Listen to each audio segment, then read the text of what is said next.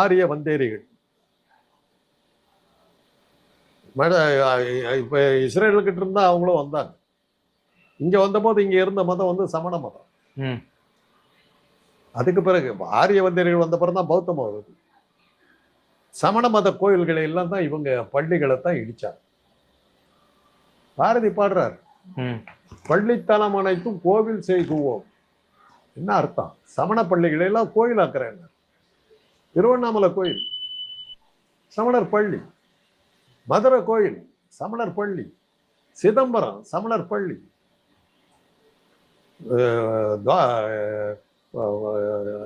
இதர் வடநாட்ட பத்ரிநாத், கேதார்நாத் எல்லாம் சமண பள்ளி. ஆதிசங்கரன் தானுங்களை மாத்திட்டு போறான். காஞ்சிபுரம் வந்து ரெண்டா இருந்ததுங்க, சமண காஞ்சி பௌத்த காஞ்சி. இப்ப விஷ்ணு காஞ்சி சிவ காஞ்சிங்கிறீங்க, எப்படி வந்தது? உங்க காஞ்சி மடத்துக்கு சம்பந்தமா இருக்கிற இந்த காமாட்சி அம்மன் கோயில்ல உள்ள போய் பாருங்க, பௌத்த மத சின்னங்கள் உள்ள இருக்குது.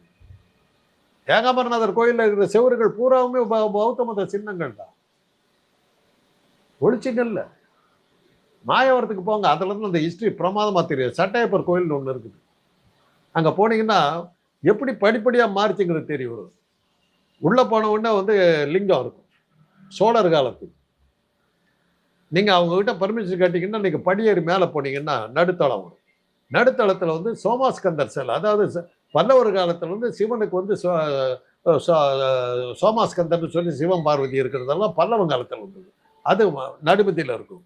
அப்புறம் பர்மிஷன் கேட்டீங்கன்னா அதுக்கு மேல போனீங்கன்னா கோபுரத்துக்கிட்ட தீர்த்தங்கரர் சிலை இருக்கும். அவருக்கு அந்த உடம்புல வந்து இப்படி ஒரு கோடு இருக்கும். அது வந்து சட்டை போட்டுக்கிறாருன்னு சொல்லிட்டு அவர் சட்டையை பிறந்து மாத்திட்டாங்க. தீர்த்தங்கரர் கோயில். ஆக ஒரு தீர்த்தங்கரர் கோயில பல்லவர்கள் வந்து சிவன் கோயிலா மாத்துறாங்க, சோழர்கள் வந்து இது லிங்கமா மாத்தி இது பண்றாங்க. அது பூரா தமிழ்நாட்டு வந்த மதம் வந்த வரலாறு அப்படியே அதுல காட்டும். அங்க போனீங்கன்னாவே தெரியும். இன்னைக்கு மாமல்லபுரத்துல இருக்கிற அந்த சிற்பங்கள் பூராவுமே வந்து சமணர்கள் சிற்பங்கள் தான். அது வந்து அர்ஜுன ரதம் பீமரதம் பேரை மாத்துறாங்க.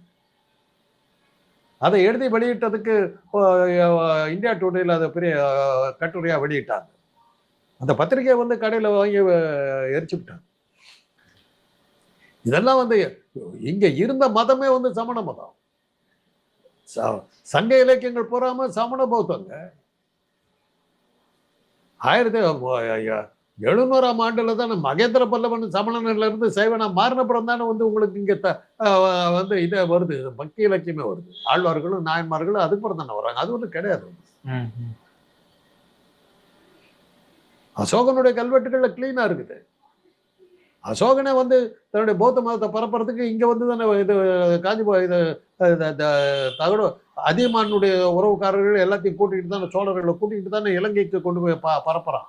சங்கமித்திரை வச்சு பௌத்த மதத்தை பரப்புறான். அது வரலும் இல்லையே, இந்து மதம் இல்லையே. அசோகனுடைய கல்வெட்டுகள் பூரா பாலி மொழியில இருக்குது, சமஸ்கிருதத்துல. பௌத்த மத சமண மதமும் பூரா பாலி மொழியில இருக்கு. பெரிய சமஸ்கிருதம் ஆதி காலத்துல இருந்துன்னா அந்த கல்வெட்டுகள் பூரா யாருக்கு தெரியும்? கூடி சீக்கிரம் அந்த கல்வெட்டையெல்லாம் இடிச்சு உடைச்சாலும் உடைச்சிருவாங்க.